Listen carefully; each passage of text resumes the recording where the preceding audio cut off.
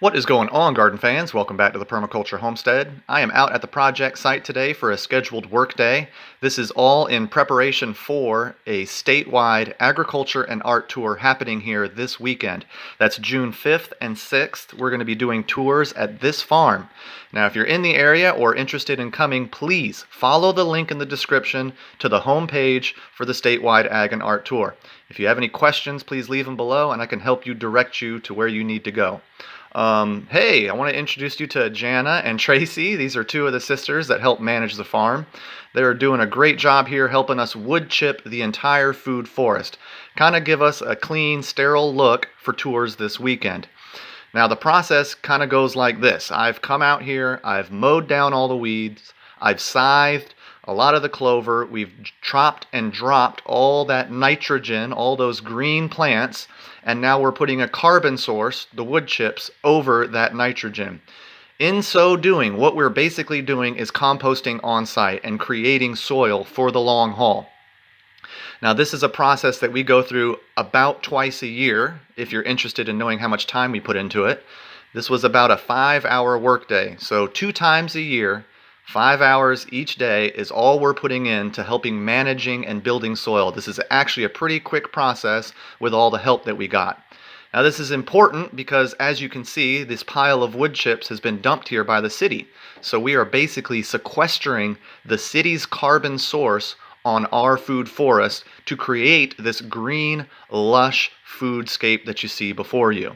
This is a really important concept as we move into the future of gardening. Sequestering carbon is going to be at the utmost importance when it comes to growing a garden and keeping it low maintenance and sustainable.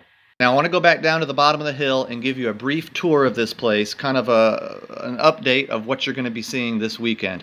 I'm going to kind of focus on what is fruiting and flowering right now, just so you can get an idea of what we're harvesting at this time of year.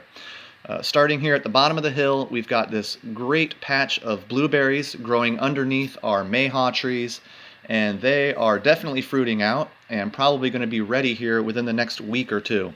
So blueberries are looking really good. I've planted them here at the bottom of the hill because this is where we have the most acidic soil. It's the most clay also that we have in the soil. It seems at the bottom of the hill we have this clay hard pan and lots of acid in the soil. So it's been a great place to be putting blueberries. And as you can see, they look really healthy and are super overloaded with fruit. We're going to have a great harvest this year. We sell a lot of the fruit here at the store. Sammy, the owner, has gotten a certified SC grown sticker to be able to put on all the produce that she sells here. Everything we sell is, of course, organic, no pesticides, herbicides, fungicides, anything like that. Some things flowering. This is a pomegranate, and we have a lot of pomegranate here on site. I couldn't tell you all the different varieties we have, but we have tons of pomegranate that are flowering this year and are definitely going to be putting on a good fruit set for us. Other things flowering and beginning the fruiting process are jujube. And you can see this tiny little Lee jujube fruit coming on, and you can also see the tiny flowers of the jujube. We have a couple different varieties. We have Lee and Lang jujube both growing on site, and the cross-pollination helps increase, obviously, our fruit set.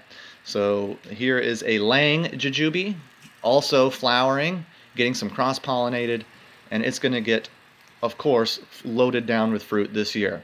Other things flowering. We've got a pineapple guava here. We actually have 2 pineapple guava growing right next to each other. Helps with the cross-pollination. They've flowered up. We've picked most of the petals off of these things. The petals are edible and actually have a candy taste to them. So pineapple guava have flowered, they've been pollinated, and we're expecting a good fruit set on our pineapple guava this year.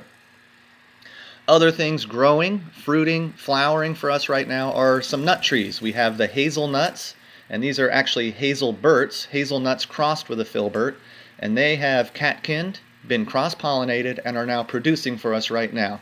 This is very quickly becoming one of my favorite plants that grows here. I just love the shape of the nuts that grow on this. I love the bush itself, its bushy nature. I really am starting to enjoy hazelnuts. We have 2 of them right here, and I have another 2 that are a little bit further behind on growth right next to them. In between them, there's a pomegranate as well. I want to give you an update on some of the things we planted this year. We have olive trees out here. 5 of them have been planted. This is a Kalamata olive, and we have a mix of olive trees planted. We've planted both edible varieties, eating olives, and we've also planted some oil-making olives. So we're going to have a good mix of olive trees going here in the future. This is a gumi berry, our nitrogen-fixing support species. All of them on site have been pollinated and are setting fruit right now. I definitely expect to get a lot of those. This is a support species for a Chinese chestnut, and the Chinese chestnut is also catkinning out and starting to put on its little spiky balls of nuts. Now this is another one of my favorite nut trees. I do kind of enjoy the protected nut. The spiky ball really kind of prevents squirrels and stuff from getting to it. So I expect that we're going to have a pretty decent harvest of Chinese chestnuts this year. This will be probably one of the first years we get a good harvest off of it. Moving along, some other things fruiting and flowering are persimmon. So this is a Fuyu persimmon, Japanese persimmon, and it has been pollinated. It's starting to set fruit. We have 2 Fuyu persimmons on site, so there definitely is some cross-pollination happening. You see the fruit on here, but they're not going to be ready to eat until about September. So we still got about 3 months to go before that fruit is ready. The understory for a lot of my fruit trees up here at the top of the hill is blackberry. And we have cane variety blackberries that are currently putting on fruit. We also have wild thorny blackberries growing here. Those seem to be the first to harvest, the thorny. And now the thornless variety are starting to put on fruit, as you can see. And this is a huge amount of wild blackberries growing underneath our tree species here. And we have plums, we have mulberries, we have those persimmons growing here. But as you can see, these cane varieties are absolutely loaded and slowly starting to turn.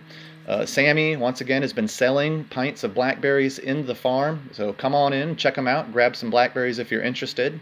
I don't ever seem to have any squirrel problems with these blackberries or birds getting to them. I don't know if it's that they're well disguised or if we're just growing so many that the birds can't get them all. This right here is an all-in-one almond tree. Really starting to come into its own. I expect it to take another few years before it's ready to fruit and flower. There's a nice elderberry hedge here growing on one of our swale mounds. Here is another one of those olives that we've planted out this year. This is a I don't know. I think it's one of the oil-making olives. But this is the Food Forest Garden, fans, and you can see we got a great layer of wood chips down over the whole site. It gives it a pretty sterile look at this time of the year. However, believe it or not, weeds will come back, clover will come back, and we will chop and drop again and continue to build fertility as we go throughout the year. I appreciate you coming by and checking out this food forest. Once again, we're doing tours here this weekend. That's June 5th and 6th. See the description below. If you have any questions about the tour or want to come out, just leave a message. And if you do plan on coming out, please leave a comment below. Let me know you decided to come, and I'll be looking out for you. Appreciate you all watching. As always, please like, share, and subscribe. That's what really helps us out. God bless.